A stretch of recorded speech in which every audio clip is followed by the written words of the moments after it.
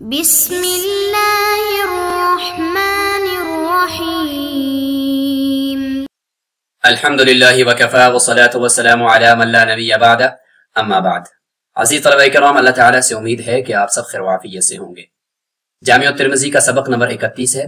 اور اس سبق میں ہم دو باب پڑھیں گے۔ ایک باب ہے رسول اللہ صلی اللہ علیہ وسلم کا وضو کا مکمل طریقہ، اور دوسرا باب ہے کہ وضو کے بعد اپنی سلوار کے اوپر پاک پانی کی چھینٹیں مارنے کا بیان۔ گزشتہ سبق کا خلاصہ آپ ملاحظہ فرمائیں، اور اس سبق کے اندر بھی آپ صلی اللہ علیہ وسلم کی وضو کا بیان اور وساوس سے بچنے کے لیے وضو کے بعد شلوار پر چھینٹیں مارنے کا بیان اور حدیث باب کی اصلی تطبیق اور فوائد اور حکمتیں بھی ہم دیکھیں گے۔ سب سے پہلے باب کی عبارت اور حدیث کا مختصر ترجمہ کریں گے۔ باب فی وضوء النبی صلی اللہ علیہ وسلم کیف کان، وبه قال حدثنا حناد وقتيبة قال حدثنا ابو الاحفص عن ابي اسحاق عن ابي حية قال رأيت عليا توضأ فغسل كفيه حتى أنقاهما ثم مضمض ثلاثا واستنشق ثلاثا وغسل وجهه ثلاثا وذراعيه ثلاثا ومسح برأسه مرة ثم غسل قدميه إلى الكعبين ثم قام فأخذ فضل طهوره فشربه وهو قائم ثم قال أحببت أن أريكم كيف كان طهور رسول الله صلى الله عليه وسلم۔ وفي الباب عن عثمان وعبد الله بن زيد وابن عباس وعبد الله بن عمرو والربيع وعبد الله بن أنيس وعائشة رضي الله تعالى عنهم۔ وبه قال حدثنا قتيبة وهناد قال حدثنا أبو الأحفص عن أبي إسحاق عن عبد خير ذكر عن علي مثل حديث أبي حية، إلا أن عبد خير قال كان إذا فرغ من طهوره أخذ من فضل طهوره بكفه فشربه۔ حديث علي رضي الله عنه رواه أبو إسحاق الحمداني عن أبي حية وعبد خير والحارث عن علي، وقد رواه زائدة بن قدامة وغير واحد عن خالد بن علقمة عن عبد خير عن علي حديث الوضوء بطوله، وهذا حديث حسن صحيح۔ وروى شعبة هذا الحديث عن خالد بن علقمة فأخطأ في اسمه واسم أبيه فقال مالك بن عرفطة، وروي عن أبي عوانة عن خالد بن علقمة عن عبد خير عن علي، وروي عنه عن مالك بن عرفطة مثل رواية شعبة، والصحيح خالد بن علقمة۔ مختصر ترجمہ بھی ملاحظہ فرمائیں۔ یہ ابو حیہ فرماتے ہیں کہ میں نے حضرت علی رضی اللہ عنہ کو دیکھا کہ وہ وضو فرما رہے تھے، تو وضو کا جب انہوں نے آغاز کیا تو سب سے پہلے یہاں پہ فا تعقیبیہ کہ اس کے بعد سب سے پہلے انہوں نے اپنی دونوں ہتھیلیوں کو یعنی ہاتھوں کو دھویا یہاں تک کہ ان کو اچھی طریقے سے صاف کر دیا، پھر اس کے بعد 3 مرتبہ کلی کی اور 3 مرتبہ ناک میں پانی ڈالا، اور اسی طریقے سے 3 مرتبہ اپنے چہرے کو دھویا، 3 مرتبہ اپنے بازوؤں کو دھویا، 1 مرتبہ مسح کیا، پھر اپنے دونوں پاؤں کو ٹخنوں سمیت دھویا، پھر اس کے بعد کھڑے ہوئے اور جو اپنے پانی بچا ہوا تھا وضو سے اس کو کھڑے ہو کر پیا۔ پھر فرماتے ہیں کہ حضرت علی رضی اللہ عنہ نے فرمایا کہ میں یہ پسند کر رہا تھا کہ میں آپ کو آپ صلی اللہ علیہ وسلم کی وضو کا طریقہ بتا دوں کہ آپ صلی اللہ علیہ وسلم نے کیسے وضو کیا تھا۔ اس باب کے اندر حضرت عثمان، عبداللہ بن زید اور ان تمام صحابہ کرام کی روایات کو بھی لایا جا سکتا ہے۔ اس طریقے سے دوسری روایت کو بھی یہاں پر لے کر آ رہے ہیں، یہ بھی قتیبہ اور حناد سے ہے، اور آگے ابو الاحفص ہیں، عن ابی اسحاق ہے، عن عبد خیر، اور یہاں سے بھی یہی ہے کہ انہوں نے حضرت علی رضی اللہ عنہ کی حدیث کا ذکر کیا ہے اور اس کو نقل کیا ہے ابی حیہ کی حدیث کی طرح ہی۔ عبد خیر نے بھی اسی طرح ہی روایت کی ہے، لیکن عبد خیر نے ایک بات کا یہاں پہ اضافہ کیا، انہوں نے کہا کہ کانا اذا فرغ من طہورہ، یہاں پہ تو یہ ہے کہ کانا اذا فرغ من طہورہ نہیں ہے، بلکہ یہ ہے کہ فاخذ فضل طہورہ فشربہ وهو قائم، یہاں پہ یہ ہے کہ جب وہ فارغ ہوئے اپنے وضو کرنے سے، پھر اس کے بعد اپنے وضو کا جو بچا ہوا پانی تھا اس کو لیا اپنی ہتھیلی میں، پھر اس کو پیا، اس میں کھڑے ہونے کا ذکر نہیں ہے۔ اچھا، حضرت علی رضی اللہ عنہ کی جو حدیث ہے اس کو ابو اسحاق نے اس روایت کو ابو حیہ سے بھی، جیسے کہ یہ والی حدیث ابو حیہ سے بھی اس کو روایت کیا ہے، اور عبد خیر سے بھی یہ والی جو سند ہے اس سے بھی اس کو نقل کیا ہے، اور حارث سے بھی ان کو لے کر انہوں نے روایت کی ہے، اور عن علی آگے پھر یہ تینوں جو ہے حضرت علی رضی اللہ عنہ سے روایت کرتے ہیں۔ اس طریقے سے فرماتے ہیں کہ زائدہ بن قدامہ اور اس کے علاوہ بہت سے دیگر روات نے بھی اس سند کو روایت کیا ہے خالد بن علقمہ سے، عن عبد خیر عن علی، یہ سند اس ترتیب سے ہے، اور زائدہ بن قدامہ نے بھی اور دیگر نے بھی خالد بن علقمہ کے نام سے اس کو اس طریقے سے روایت کیا ہے۔ مکمل یہی جو وضو کی حدیث ہے اسی طرح کی تفصیل کے ساتھ، اور اس حدیث کو حسن اور صحیح بھی قرار دیا۔ شعبہ نے البتہ جب اس حدیث کو روایت کیا تو امام ترمذی رحمہ اللہ فرماتے ہیں کہ انہوں نے خالد بن علقمہ سے جب اس کو روایت کیا تو انہوں نے ان کے نام کے اندر یعنی خالد بن علقمہ کے نام کے اندر غلطی کر لی، اور وہ غلطی یہ تھی کہ خالد بن علقمہ کے بجائے انہوں نے لکھا ہے مالک بن عرفطہ، حالانکہ مالک بن عرفطہ نہیں ہے ان کا نام، بلکہ ان کا نام تو خالد بن علقمہ ہے۔ طریقے فرماتے ہیں کہ ابو عوانہ سے اسی ترتیب سے ایک دوسری روایت بھی ہے، یعنی ایک تو ابو عوانہ سے خالد بن علقمہ عن عبد خیر عن علی ہے، اور اسی طرح ابو عوانہ سے ایک دوسری روایت بھی ہے عن مالک بن عرفطہ، اور پھر آگے عن عبد خیر عن علی ہے، شعبہ کی روایت کی طرح۔ لیکن امام ترمذی رحمہ اللہ فرماتے ہیں کہ صحیح یہ ہے کہ خالد بن علقمہ ہے، لیکن متاخرین اس بات سے اتفاق نہیں کرتے۔ وہ کہتے ہیں کہ امام ترمذی رحمہ اللہ جو یہاں پہ فرما رہے ہیں کہ خالد بن علقمہ کے نام کے اندر مغالطہ ہو گیا امام شعبہ کو، تو وہ متاخرین فرما رہے ہیں کہ نہیں، بلکہ ہو سکتا ہے کہ خالد بن علقمہ الگ راوی ہیں اور مالک بن عرفطہ الگ راوی ہیں، اور ابو عوانہ نے یہاں پہ ان سے بھی جو روایت ہے وہ خالد بن علقمہ کی طرح بھی ہے اور مالک بن عرفطہ کی طرح بھی ہے۔ اسی طریقے سے شعبہ نے بھی اسی طرح سے روایت کر دیا کہ انہوں نے خالد بن علقمہ سے ایک دفعہ روایت کر دیا اور دوسری دفعہ انہوں نے مالک بن عرفطہ سے روایت کر دیا، تو بہرحال یہ دونوں راوی ہو سکتے ہیں۔ اگلا باب ہے باب فی النسخ بعد الوضو، یعنی وضو کے بعد چھینٹے مارنا اپنے سلوار کے اوپر، یعنی استنجا والی جو جگہ ہے اس کے سامنے جو کپڑا ہے اس کے اوپر چھینٹے مارنا وسوسوں سے بچنے کے لیے، کیونکہ اگر کوئی وسوسے کا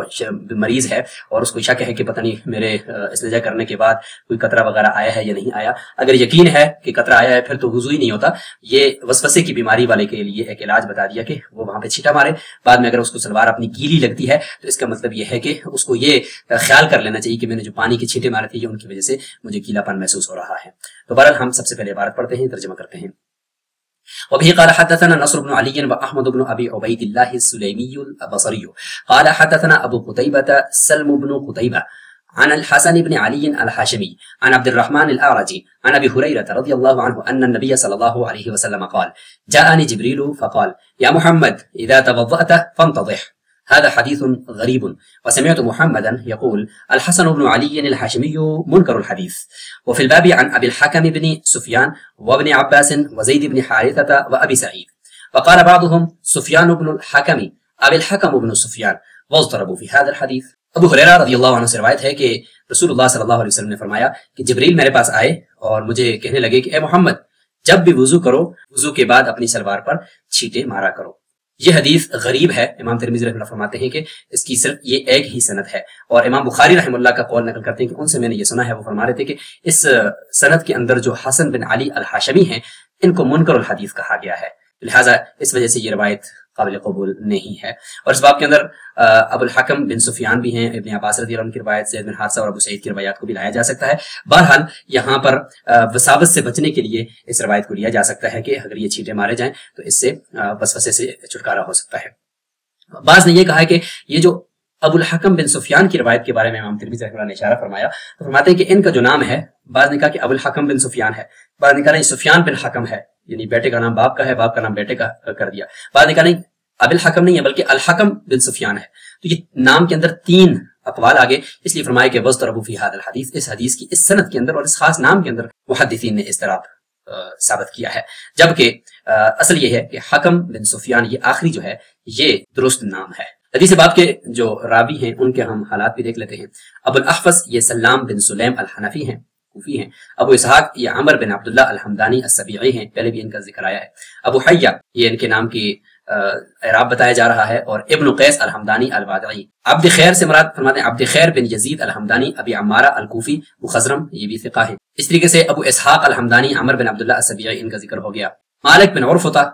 یہ فرماتے ہیں کہ عین کے ضمے کے ساتھ اور آگے بھی فا کے ضمے کے ساتھ عرفطہ ہے اور طا کے فتح کے ساتھ۔ صاحب تحفۃ الاحفظی نے یہاں پر تو یہی کہا ہے کہ یہ ایک ہی راوی ہے اور یہ خالد بن علقمہ ہے۔ امام ترمذی رحمہ اللہ سے یہاں پہ صاف ہوا ہے، جبکہ دیگر متاخرین نے جو ذکر کیا ہے وہ یہ ہے کہ دونوں راوی بھی ہو سکتے ہیں۔ باب فی النسخ بعد الوضو کے راویوں کو دیکھتے ہیں۔ احمد بن ابی عبید اللہ السلیمی الوراق، ابو قتیبہ سلم بن قتیبہ الخراسانی، الحسن بن علی الحاشمی، ان کا پورا نام الحسن بن علی بن محمد بن ربیعہ بن نوفل بن حارث بن عبد المطلب النوفلی الحاشمی، ضعیف راوی ہیں۔ عبد الرحمن فرماتے ہیں کہ عبد الرحمن بن ہرمز ہیں الاعرج، ثقہ راوی ہیں۔ صاحب تحفۃ الاحفظی نے وضو کے بعد بچا ہوا پانی کھڑے ہوگا پینے کے حوالے سے یہاں ذکر کیا ہے کہ اس لیے پیتے ہیں کہ کیونکہ یہ ایک بابرکت پانی ہے، کہ ان کے اس سے ایک عبادت ادا کی گئی ہے اور اس سے بچا ہوا یہ پانی ہے اور اس کے اندر برکت ہے۔ اگر کوئی آدمی اس کو پیتا ہے تو یہ اچھا ہے۔ امت کو سبق دینے کے لیے آپ صلی اللہ علیہ وسلم نے اسی طریقے سے پیا، اور پھر حضرت علی رضی اللہ عنہ نے بھی لوگوں کو اسی طریقے سے کر کے دکھایا۔ اس حدیث سے اگرچہ کھڑے ہو کر پینے کے بارے میں اجازت تو ملتی ہے، لیکن عام طور پر نہیں، بلکہ یہ خاص طور پر جیسے کہ زمزم کے پانی کے بارے میں آتا ہے کہ ان کو کھڑے ہو کر پیا جائے، اس طریقے سے وضو کے بعد بچے ہوئے پانی کو کھڑے ہو کر پینے کے حوالے سے یہاں پر ذکر ملتا ہے۔ اب اگلے باب میں جو نضح کا مطلب ہے وہ ہم یہاں پہ ذکر کرتے ہیں۔ صاحب تحفۃ الحفظی نے بھی یہاں پہ اس کے کل 4 مطالب ذکر کیے ہیں۔ جیسے کہ سب سے پہلا مطلب یہاں پہ یہ لکھا ہوا ہے کہ نضح کا معنی حدیث کے اندر یہ ہے کہ اذا توضأت فصب الماء على العضو صبا، یعنی وضو کے اعضاء کے اوپر پانی کو اچھی طریقے سے بہاؤ، پانی سے صرف ترک کرنا اعضاء کو یہ کافی نہیں ہے۔ ایک تو یہ مطلب ہے۔ دوسرا مطلب یہ ہے کہ استنجا کرتے وقت اچھے طریقے سے استبرا کر لو اور پانی اچھے طریقے سے بہا لو اور تھوڑا سا کھنکھار بھی لو تاکہ اچھے طریقے سے آپ کا استنجا ہو جائے۔ اور تیسرا مطلب یہ بھی نضح کا ذکر کیا گیا ہے کہ جب آپ وضو کر لو تو اپنا جو ازار ہے اس کے اوپر تھوڑا سا پانی جو ہے چھڑک لو، چھینٹے اس کے مار دو جو آپ کی شرمگاہ کے بالکل سامنے ہے تاکہ وسوسے سے آپ بچ جائیں۔ اور چوتھا مطلب ہے کہ پانی کے ساتھ استنجا بھی کرو، اگرچہ پتھروں کے ساتھ استنجا کر لیتے ہو لیکن پتھر جو ہے وہ نجاست کو کم کر دیتا ہے، بالکل ختم نہیں کرتا، لہذا پانی جو ہے وہ آپ کے جسم کو پاک کرے گا۔ تو یہ 4 مطالب یہاں پہ ذکر کر دیے گئے۔ سفیان بن حکم یا حکم بن سفیان، اس حوالے سے پوری تفصیل صاحب تحفۃ الحفظی نے یہاں پر ذکر کر دی ہے۔ نضح کے مختلف جو مطالب ہیں وہ معارف السنن کے اندر بھی ہیں، اور نضح کا یہاں پہ لغوی معنی بھی ذکر کر دیا کہ وہ رشو علی العضو او السرابیل، یعنی جسم کے کسی عضو کے اوپر یا اپنی ازار بند کے اوپر پانی چھڑکنا، چھینٹے مارنا، اس کو نضح یہاں پہ کہیں گے، اور اصطلاحی اس کی یہی تعریف ہے۔ بعض نے کہتے ہیں کہ استنجا پر بھی اس کو محمول کیا ہے۔ اور اس سبق میں موجود جو 2 ابواب ہیں ان کے تحت آنے والی جو دوسری روایات کی طرف امام ترمذی رحمہ اللہ نے اشارہ فرمایا ہے، ان کو بھی آپ یہاں پہ دیکھ لیں، جیسے کہ باب ما جاء فی وضوء النبی صلی اللہ علیہ وسلم کیف کان، اس میں ان تمام صحابہ کرام کی روایات کو بھی لایا جا سکتا ہے۔ تو حضرت عثمان کی روایت کے بارے میں فرماتے ہیں کہ پچھلے باب کے اندر اس کا ذکر آ گیا ہے۔ حضرت عبداللہ بن زید رضی اللہ عنہ کی روایت بھی پچھلے باب کے اندر گزر چکی ہے، اور اس طریقے سے حضرت عبداللہ بن عباس رضی اللہ عنہ کی جو روایت ہے اس کو بھی عطا بن یسار، سعید بن جبیر اور مطلب بن عبداللہ انہوں نے ان سے روایت کیا ہے۔ پھر ہر ایک کی روایت کو تفصیل سے ذکر کیا جا رہا ہے کہ عطا نے جو روایت کیا ہے اس کے الفاظ یہ ہیں، اسی طریقے سے سعید نے جو روایت کیا ہے اس کے الفاظ بھی آپ یہاں پہ نوٹ فرما لیں، یہاں سے یہ الفاظ شروع ہو جاتے ہیں۔ اور مطلب نے جی جو روایت کیا ہے ان کے الفاظ یہ ہیں، اور اس طریقے سے عبداللہ بن عمر رضی اللہ عنہ کی جو روایت ہے وہ بھی سابقہ باب کے اندر گزر چکی ہے، اور ربیہ کی بھی پچھلے باب نمبر 34 کے اندر گزر چکی ہے، اور اس طریقے سے عبداللہ بن انیس کی جو روایت ہے اس کے الفاظ یہ ہیں۔ اگلا باب ہے باب ما جاء فی النضح بعد الوضوء، اور اس باب کے اندر ابو الحکم بن سفیان، عبداللہ بن عباس، زید بن حارثہ اور ابو سعید کی روایات ہیں۔ اس میں اگر ہم ابو حکم یعنی الحکم بن سفیان جس کا بھی ذکر ہوا تو ان کی اگر روایت کو دیکھیں تو یہ تمام محدثین نے اپنی اپنی کتابوں میں ان کی روایت کو ذکر کیا ہے، اور یہ اس کے الفاظ ہیں۔ اور حضرت عبداللہ بن عباس رضی اللہ عنہ کی روایت، ان سے آگے عطا بن یسار اور سعید بن جبیر نے روایت کی ہے، تو عطا نے جو روایت کی ہے اس کے الفاظ یہ ہیں، اور سعید بن جبیر نے جو روایت کیا ہے اس کے الفاظ یہ ہیں۔ زید بن حارثہ کی جو روایت ہے اس کے الفاظ بھی آپ یہاں پہ دیکھ لیں، علمنی جبریل الوضوء او امرنی یا آخر الحدیث۔ سبق میں موجود احادیث کی کچھ فوائد اور حکمتیں وہ آپ یہاں پہ ملاحظہ فرمائیں۔ اس طریقے سے اس سبق کے اندر موجود دونوں ابواب کی احادیث کی عصری تطبیق بھی کی گئی ہے، اس کو بھی آپ ایک نظر دیکھ لیں۔ اس سبق کا خلاصہ اور آخر میں اس سبق سے متعلق یہ 5 سوالات اپنے پاس نوٹ فرما لیں، ان کے جوابات آپ نے کمنٹ باکس کے اندر دینے ہیں۔ اسی کے ساتھ ہمارا یہ سبق نمبر 31 مکمل ہوا۔ السلام علیکم ورحمۃ اللہ وبرکاتہ۔